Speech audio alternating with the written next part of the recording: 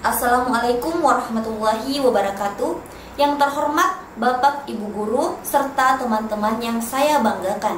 Pertama-tama, marilah kita panjatkan puji syukur kepada kehadirat Allah Subhanahu wa Ta'ala, karena atas rahmat dan karunia-Nya kita semua bisa berkumpul di tempat ini dalam keadaan sehat walafiat.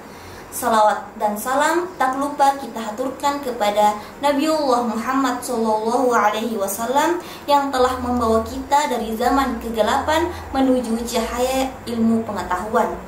Hadirin yang berbahagia, pada kesempatan kali ini izinkan saya menyampaikan pidato singkat tentang makna pendidikan.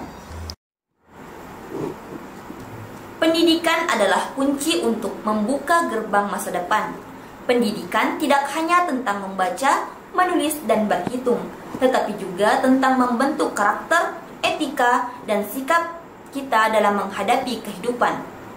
Seperti yang kita ketahui, pendidikan adalah proses yang tidak pernah berhenti, yang mengarahkan kita untuk menjadi pribadi yang lebih baik dari hari ke hari. Dalam papasan Bugis, ada satu ungkapan yang berbunyi, "Maca nama lempu," yang berarti cerdas dan jujur.